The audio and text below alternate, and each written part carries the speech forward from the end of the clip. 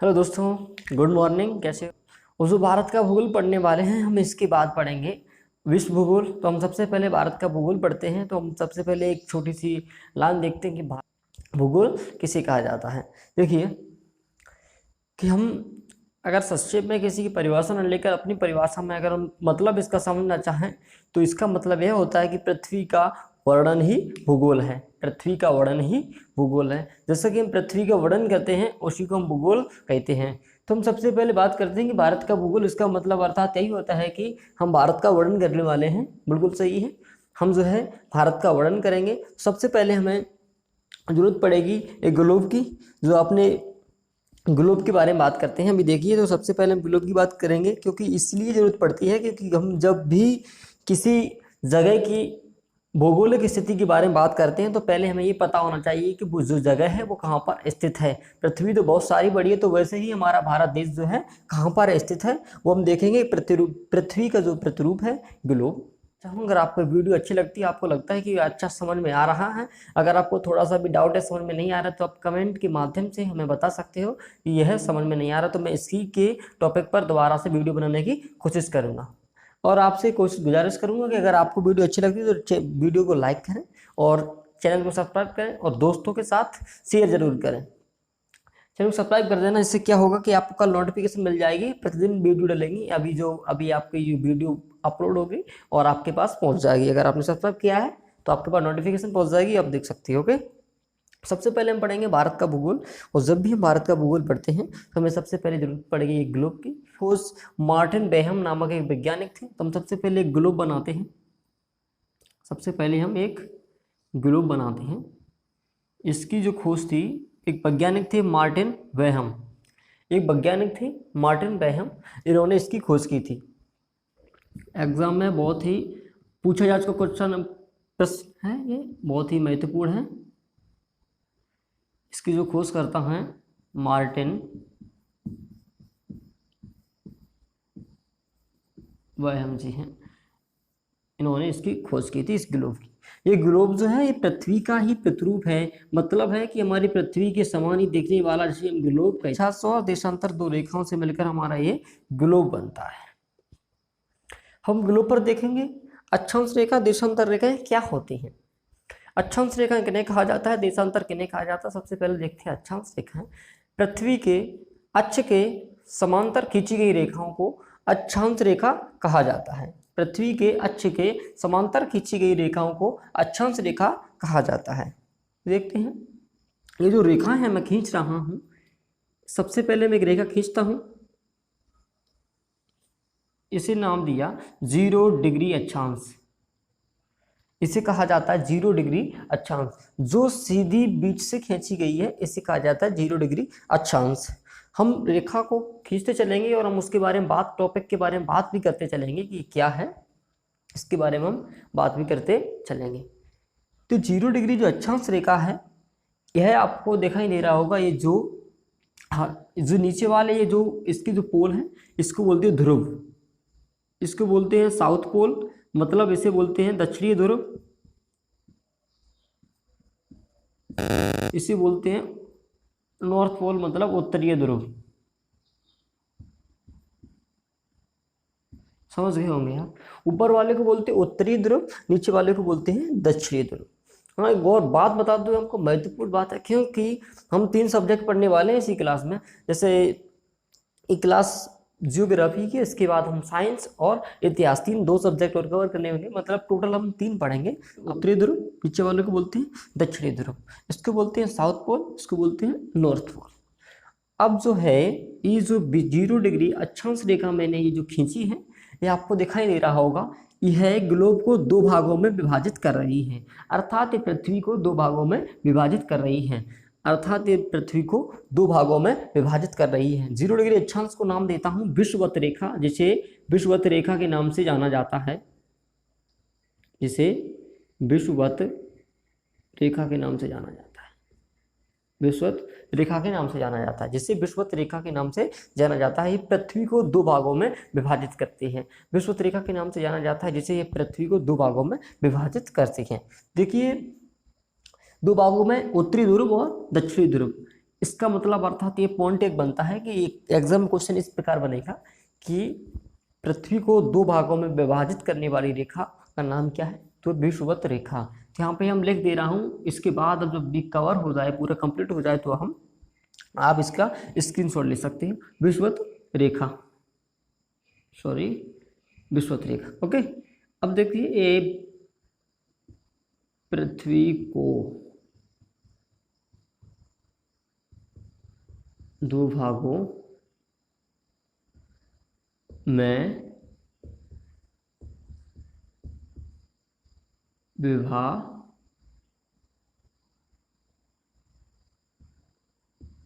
विभाजित करती है। ये पृथ्वी को दो भागों में विभाजित करती है। ये पृथ्वी को दो भागों में विभाजित करती है। विषुवत रेखा समझ गए होंगे। विषुवत रेखा किसे कहा जाता है? विषुवत रेखा ये पृथ्वी को दो भागों में विभाजित करती है, जिसे विषुवत रेखा कहा जाता है। ठीक है, तो जो अक्षांश रेखा मैंने खींची है, टोटल अक्षांशों की संख्या 181 है। 180 भी है और 181 भी। हम बताएंगे अभी कि किस प्रकार 180 और 181 है। ठीक है, एक मैं नीचे रेखा खींचता हूं, ये इससे कहते हैं मकर रेखा। ये 23.5 डिग्री, 23.5 डिग्री दक्षिणी अक्षांश, मतलब दक्षिणी ध्रुव, सॉरी दक्षिणी ध्रुव जिसे कहते हैं 23.5 डिग्री, इसको बोलते हैं मकर रेखा। मकर रेखा दक्षिणी ध्रुव 23.5 डिग्री को बोलते हैं मकर रेखा। ये क्या करती है, इसका भी हम कुछ महत्वपूर्ण जो है मैं बोल रहा हूँ कि जो पॉइंट है मैं पॉइंट लिखता चलूंगा। तो ये मकर रेखा, अब जो मकर रेखा है यह 23.5 डिग्री पर है, ये दक्षिणी ध्रुव में है, और ये जो है इस पर एक ही पॉइंट बनता है। यह इस पर जो मकर रेखा पर 22 दिसंबर को सूर्य इस पर लंबवत होता है। अर्थात 22 दिसंबर के दिन मकर रेखा पर जितने भी यहाँ पर देश, जितने भी कंट्री हैं, जितने भी कंट्री यहाँ पर मकर रेखा पर बसे हुए हैं, उन पर बहुत ही गर्मी पड़ती है। कब? 22 दिसंबर के दिन। तो 22 दिसंबर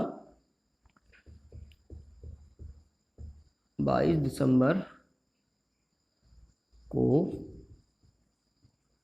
सूर्य इस पर लंबवत होता है। 23.5 डिग्री मकर रेखा, जिसे हम 23.5 डिग्री अक्षांश को मकर रेखा के नाम से जानते हैं। लेकिन ये दक्षिणी ध्रुव है, क्योंकि ऊपर भी 23.5 डिग्री रेखा होगी, जिसे हम कर्क रेखा के नाम से जानते हैं, ट्रॉपिक ऑफ कैंसर। इसे मकर रेखा के नाम से जानते हैं, ट्रॉपिक ऑफ कैप्रिकॉर्न। सूर्य इस पर लंबवत होता है। हम देखते हैं, एक रेखा और खींचते हैं, इसे बोलते हैं 66.5 डिग्री अक्षांश। इसका नाम क्या है? 66.5 डिग्री अक्षांश, जिसे बोलते हैं अंटार्कटिक वृत्त। इसे बोलते हैं अंटार्कटिक वृत्त। एक अभी नीचे वाली जो रेखा है इसे बोलते हैं अंटार्कटिक वृत्त। आपके दो क्वेश्चन यहीं से बनने की संभावना पूरी हुई। विषुवत रेखा किसे कहते हैं? पृथ्वी के दो भागों में विभाजित करने वाली विषुवत रेखा। तो इसका मतलब यह है कि पृथ्वी के दो भागों में विषुवत रेखा विभाजित करती है। और ऐसा मकर रेखा से क्वेश्चन इस प्रकार बनेगा आपके कि मकर रेखा जो है इस पर सूर्य कब लंबवत होता है। तो डेट दी होंगी, इसमें से आपको 22 दिसंबर को सूर्य इस पर लंबवत होता है। अब देखते हैं इसके ऊपर ये जो रेखा खींची, इसे कहते हैं 23.5 डिग्री, 23.5 डिग्री कर्क रेखा के नाम से इसे 23.5 डिग्री अक्षांश को कर्क रेखा के नाम से जानते हैं, ट्रॉपिक ऑफ कैंसर। 23.5 डिग्री अक्षांश को कर्क रेखा के नाम से जानते हैं, जो उत्तरी ध्रुव का भाग है, पूर्णतः उत्तरी ध्रुव का भाग है। और 23.5 डिग्री मकर रेखा जो है ये पूर्णतः दक्षिणी ध्रुव का भाग है। मतलब कि ये जो इस साइड का है, इसके जो 0 डिग्री अक्षांश के नीचे वाले हिस्से को दक्षिणी ध्रुव बोलते हैं, दक्षिण ये ध्रुव बोलते हैं। और 0 डिग्री अक्षांश के ऊपर ये वाले हिस्से को हम नॉर्थ या यहाँ कहें उत्तरी ध्रुव के नाम से जानते हैं। अब इस 23.5 डिग्री अक्षांश या कर्क रेखा जिसे कहा जाता है, और कर्क रेखा पर एक ही महत्वपूर्ण बिंदु है इस पर सूर्य 21 जून को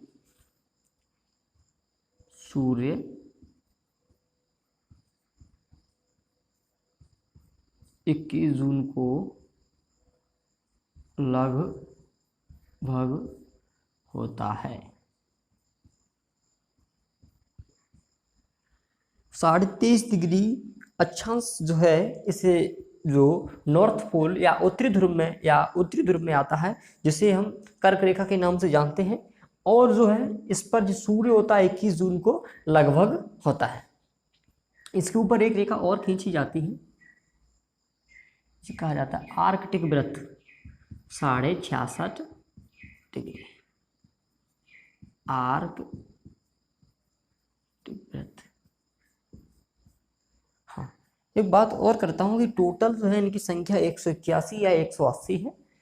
अब पूरी तो पढ़ना संभव नहीं है, लेकिन जो मेन है ये जो मैंने 3 जो मेन थी, एक 0 डिग्री, एक 23.5 डिग्री और एक 23.5 डिग्री नीचे वाली, एक वो ऊपर वाली, एक दक्षिणी ध्रुव, एक उत्तरी ध्रुव। अब देखते हैं कि इनकी संख्या 180 और 181 कैसे हैं।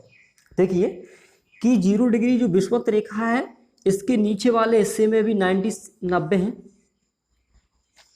इसके यहाँ से इस 0 डिग्री विषुवत रेखा से लेकर 0 डिग्री अक्षांश से लेकर यहाँ तक जितनी भी रेखा खींची गई, इनकी संख्या 90 है। और इसके ऊपर भी 90 है, इसके नीचे भी 90 है और इसके ऊपर भी 90 है। तो 90 जब ऐड करते हैं तो होता है 180। लेकिन अगर हम इस 0 डिग्री विषुवत रेखा को भी मिलाते हैं, इसको भी अगर हम मिलाते हैं तो हो जाती हैं 181। आप समझ गए होंगे, इसी प्रकार 181 होती हैं। तो आप ऑप्शन के हिसाब से आपका आंसर सही होगा। अगर उसमें 180 दिया है तो 180 सही होगा, अगर 181 दिया है तो 181 सही होगा। आपके दोनों आंसर करेक्ट हैं। तो ये समझ गए होंगे, इनकी अक्षांश रेखाओं की जो संख्या होती है वो 181 या 180 होती है। ठीक है, हम ऐड दे रहा हूँ। अब ये अक्षांशों की बात है, एक बात और करता हूँ। यहाँ से एक क्वेश्चन और बनने की जो संभावना होती है, मैं आपको बता दे रहा हूँ कि अक्षांशों के बीच की दूरी कितनी होती है। बीच की दूरी यहाँ तक या किसके यहाँ तक कितनी दूरी होती है। इनकी दूरी होती है 111 किलोमीटर, लगभग 111 किलोमीटर होती है इनकी दूरी। बहुत महत्वपूर्ण पूछे जा चुका है क्वेश्चन है कि दो अक्षांश रेखाओं के मध्य की बीच की दूरी कितनी होती है। तो दो अक्षांश रेखाओं के मध्य की दूरी होती है 111 किलोमीटर। ये हो गए अक्षांशों की बात। और मैं कोशिश करूंगा बस इतना ही मुझे समझना है, ज़्यादा डीपली नहीं जाना है अभी, क्योंकि मुझे सिर्फ भारत का भूगोल पढ़ना है और मुझे देखना है कि हमारा भारत इस पृथ्वी पर, ये जो पृथ्वी का ही ग्लोब जो प्रतिरूप है, प्रतिरूप का मतलब होता है फोटोकॉपी है, तो ये पृथ्वी की फोटोकॉपी जो ग्लोब है, यहाँ पर देखेंगे हम भारत कहाँ है, वहाँ से हम भारत को निकालेंगे और फिर एक साइड में हम भारत रखेंगे यहाँ से निकाल कर, और फिर पूरे बोर्ड पर एक भारत को रखेंगे। फिर हम भारत का अध्ययन शुरू करेंगे कि भारत कैसा है, कहाँ है, भारत में एक राज्य, भारत के सभी पड़ोसी देश, सभी हम कवर करने वाले हैं। हाँ, एक बात और कहना चाहूँगा आपसे कि जब भी हम अभी कल से शुरू होगी भारत का भूगोल, क्योंकि आज कल से भारत, अभी हम जो ग्लोब ही खत्म हो पाएगा आज, तो आप कोशिश करना कि भारत का नक्शा बनाने की आप कोशिश करना। आप गूगल पे, नेट पे सर्च करके आप भारत का, इंडिया का जो मैप देखना, और फिर आप जो है ना कागज़ पे आप एक पेन कापी उठाना और आप बनाने की कोशिश करना, क्योंकि ये बहुत ही महत्वपूर्ण है। अगर हम भूगोल का यही मतलब होता है कि जब तक आप भूगोल को चित्रात्मक रूप से नहीं पढ़ेंगे, चित्र के दिखते हुए नहीं पढ़ेंगे, या जैसे ही हम भारत का भूगोल पढ़ते हैं तो भारत का जो मैप है तो उसका दिमाग में ना फिगर आना चाहिए कि ऐसा है हमारा भारत, तो हम क्या है उससे जल्दी कवर हो जाता है। भूगोल चित्रात्मक रूप से ही पढ़ा जाता है। इकाई हो गई। अब बात करते हैं हम देशांतर रेखाएं। देशांतर रेखा किन्हें कहा जाता है, ये बात करते हैं कि ध्रुवों को मिलाने वाली रेखाओं को देशांतर रेखाएं कहा जाता है। ध्रुवों को मिलाने वाली रेखाओं को देशांतर रेखा कहा जाता है। तो हमारे जो ध्रुव हैं, उत्तरी ध्रुव और दक्षिणी ध्रुव, अर्थात ये कि उत्तरी ध्रुव और दक्षिणी ध्रुव को मिलाने वाली रेखाओं को देशांतर रेखा कहा जाता है। तो देशांतर रेखा है, जब अक्षांश रेखाओं में 0 डिग्री थी, वैसे ही हमारी देशांतर रेखाओं में भी एक 0 डिग्री देशांतर है। तो हम देखते हैं कि मिलाने की कोशिश करते हैं।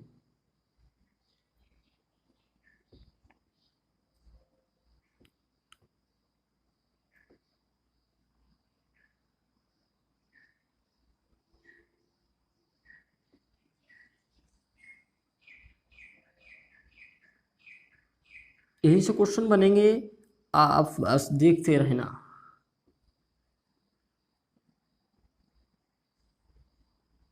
ये पहली ही क्लास है तो आप थोड़े बोर होने की कोशिश ना करें, है ना। तो ये जो रेखाएं जो मैंने खींची हैं ये इन्हें कहा जाता है देशांतर रेखाएं। ये जो ध्रुवों को मिला रही हैं, इसमें ध्रुवों को मिलाने वाली रेखाओं को देशांतर रेखाएं कहा जाता है। ये देखो, ध्रुवों को मिलाने वाली रेखाओं को देशांतर रेखाएं कहा जाता है। यहाँ पर भी एक जो इसको अपन मानते हैं 0 डिग्री देशांतर, 0 डिग्री देशांतर दिखाई दे रहा होगा, पास कर रहा हूँ 0 डिग्री देशांतर, इसे कहा जाता है 0 डिग्री देशांतर। तो कुल देशांतरों की संख्या 360 है, कुल देशांतरों की संख्या 360 है, इसे कहा जाता है 0 डिग्री देशांतर। इसमें एक ही महत्वपूर्ण है, बस 0 डिग्री देशांतर, और ज़्यादा महत्वपूर्ण नहीं है, बस 0 डिग्री देशांतर है। इसे कहा जाता है, ये विश्व मानक समय रेखा है, जैसे 0 डिग्री देशांतर। इसमें दो पढ़ेंगे, सिर्फ एक 82 डिग्री, 82 डिग्री, क्योंकि हमारी भारत की मानक समय रेखा है, और 0 डिग्री जो देशांतर है, 0 डिग्री देशांतर, 0 डिग्री देशांतर।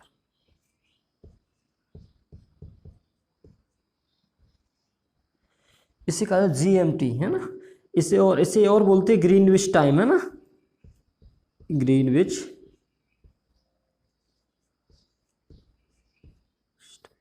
या समय,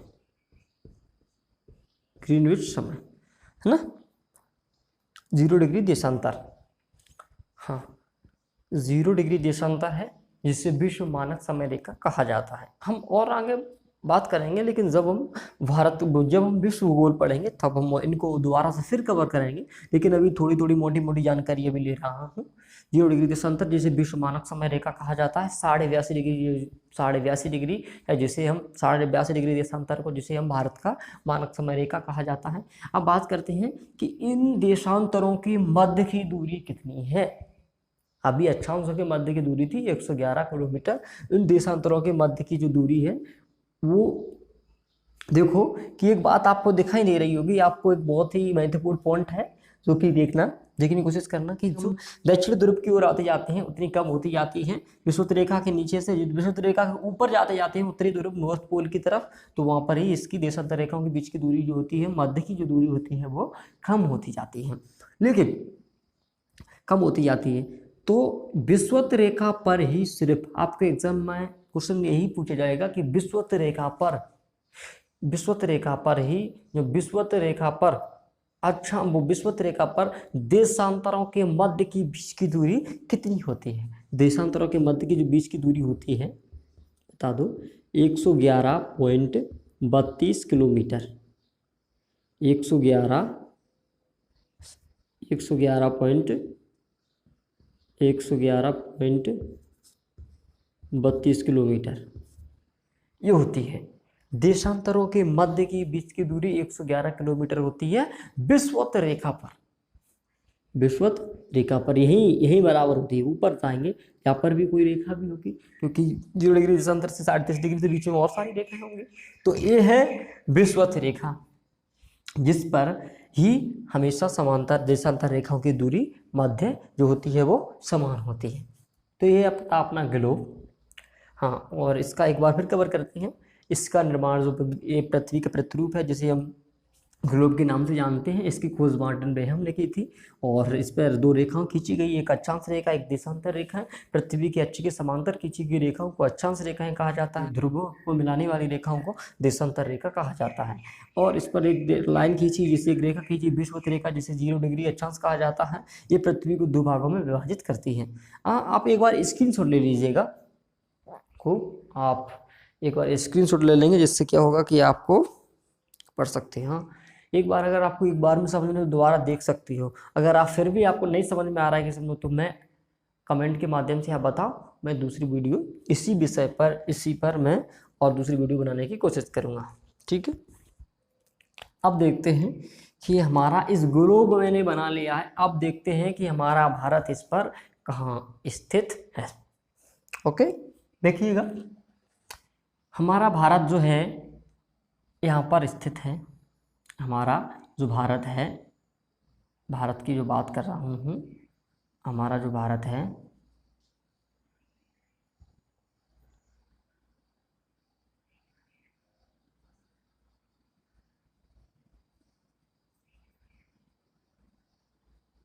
ओके, ये हमारा भारत की स्थिति इसी जगह पर है, अर्थात ये हमारा जो भारत इसी जगह पे, क्योंकि कर्क रेखा जो है, ट्रॉपिक ऑफ कैंसर, ये कर्क रेखा है हमारे भारत को मध्य से विभाजित करती है, हमारे भारत को बीच से काटती है कर्क रेखा। तो भारत का जो मध्य का राज्य है जिसे बोलते हैं मध्य प्रदेश, इस मध्य प्रदेश के 8 जिलों से होकर गुजरती है कर्क रेखा। आगे हम बहुत सारी चीजें पढ़ेंगे कि जो कर्क रेखा है मध्य भारत के 8 राज्यों से होकर गुजरती है, और ये कर्क रेखा भारत को मध्य बीच से विभाजित करती है, बीच से विभाजित करती है, ऊपर नीचे भी हो सकता है।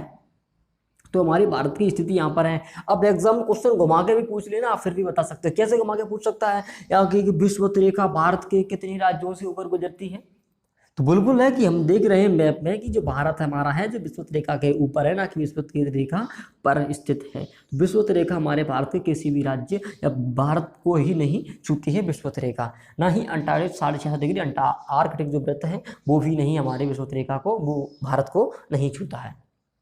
राइट, अब बात करते हैं हम जो हमारा भारत यहाँ पर स्थित है, लेकिन इसके बाद हम एक बात देखते हैं। चलो हम इसको रेज करते हैं, आप समझ एक बार आप फिर स्क्रीनशॉट ले लीजिएगा, जिससे क्या होगा आप स्क्रीनशॉट लेके रख लेंगे, जिससे आपको लाभ होगा और आप हमेशा के लिए हो जाएगा। अगर आपको समझ स्क्रीनशॉट ले लीजिएगा होगा, और अब मैं इसे रेज कर देता हूँ। ओके, तो आपको एक बात बताना चाहूँगा, दोस्तों के साथ शेयर कर देना ज़रूर बस, और मैं कोशिश पूरी करूंगा कि आपको अच्छे से अच्छी क्वालिटी देने की कोशिश करूंगा पूरी। हमारे भारत की जो स्थिति है वो हमारे भारत की स्थिति क्या है, देखते हैं कि हमारा भारत जो है कितने डिग्री देशांतर पर है। अब हम भारत को अलग उठा के पढ़ेंगे, अभी हमने ग्लोब को पढ़ा कि ग्लोब पे हमारा भारत कहाँ है, अब हम भारत को लेके अलग उठा के हम भारत को अध्ययन करेंगे। भारत के राज्य, भारत के केंद्र प्रदेश, भारत के पड़ोसी देश, कई सारे हैं, भौतिक स्थिति, भारत की जलवायु वगैरह बहुत सारी चीज़ें हम पढ़ेंगे। लेकिन हम देखते हैं कि हमारा भारत जो है वो कितनी, भारत जो है हमारा उत्तरीय, हमारा जो भारत है उत्तरी ध्रुव का हिस्सा है, भारत मुख्यतः उत्तरी ध्रुव का हिस्सा है। तो देखते हैं सबसे पहले हमारे भारत कितनी, तो 8 डिग्री 4 मिनट, 8 डिग्री 4 मिनट उत्तरीय, 8 डिग्री 4 मिनट उत्तरीय अक्षांश से लेकर 37 डिग्री 6 मिनट उत्तरीय अक्षांश तक, अक्षांश तक है। समझ रहे होंगे आप कि 8 डिग्री 4 मिनट, 8 डिग्री 4 मिनट उत्तरी अक्षांश से लेकर 37 डिग्री 6 मिनट उत्तरी अक्षांश तक है। अब देखते हैं कि देशांतर की बात करें तो देशांतर में हमारा भारत जो है कहाँ तक है। देखते हैं भारत में 68 डिग्री 7 मिनट पूर्वी देशांतर, पूर्वी देशांतर से लेकर 97 डिग्री 25 मिनट पूर्वी देशांतर तक है, यहाँ तक फैला है।